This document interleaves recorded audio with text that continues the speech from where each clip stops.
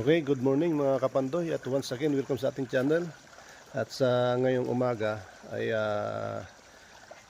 bibisitahin natin yung ating natitirang hito na galing sa ating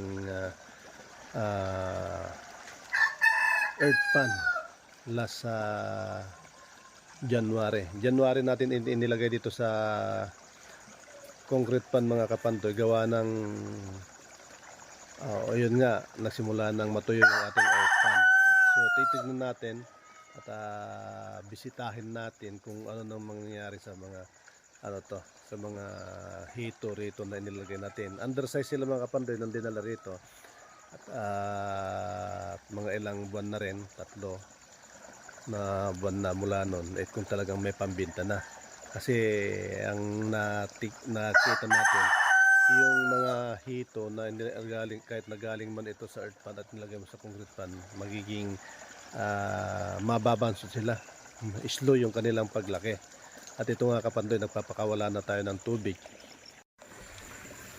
Ito nga mga kapandoy, at papakawalan na tayo ng tubig dito, at once a week natin na kawalan ng tubig ito, papalit tayo dahil nga magiging mamamatay sila. Makikita mo na manghihina sila. At alam mo na ang isda rito, yung hito ay nanghina kung yung sigla nilang kumain ay mawawala. Hindi na sila masiglang kumain. So once again mga kapandoy, please subscribe sa my channel at para makita nyo kung ano yung update nung nalalabi nating mga hito rito na galing sa earth pan. Ang galing sa earth pan po natin ay nilagay natin dito ay 5 to 6 pieces per kilo.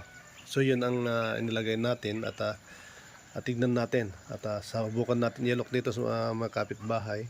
Pumuli tayo kahit ng mga 5 kilo para makita natin. Nag-green na naman mga kabandoy itong tubig. Dati kung nung hindi osyalis ang ating pinapakain, hindi siya mag-green. At talagang iba yung kulay. So iba talaga pag osyalis.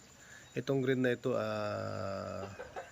ito yung nagpapakita na yung tubig ay tinutubuan na lumot. Yung mga yung magandang pataba ito.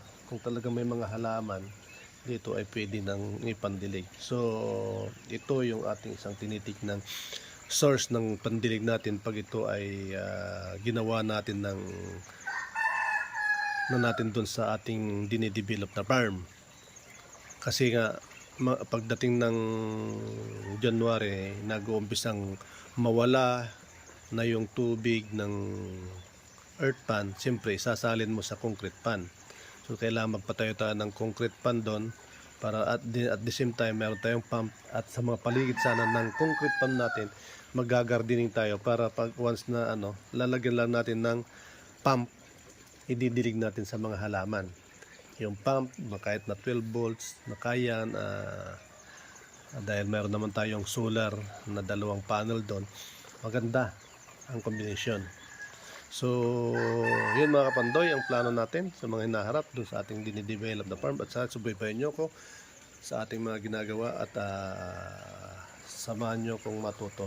So ito mga kapandoy, ang kulay green na ito ay dahil gawa na ito ng osyalis na feeds. Nung hindi osyalis, sabi ko nga, hindi ganito ang kulay, hindi mo mapag-green. So tuloy-tuloy lang at subaybayan nyo ko.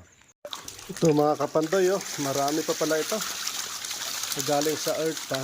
At kung titignan ko, lumaki na rin sila, konti lang, siguro to mga 4 pieces 1 kilo, pero karamihan ganun pa rin. So kukuha tayo siguro ng mga 5 kilo at talagang titignan natin kung maibibenta natin yung 5 kilo. Mabawasan ba lang yung nila, siguro nga dahil nga sa palagay ko overcrowded pa rin sila rito sa loob. So yun mga kapandoy, ang ating update sa hito na inaalagaan natin. Nakukuha tayo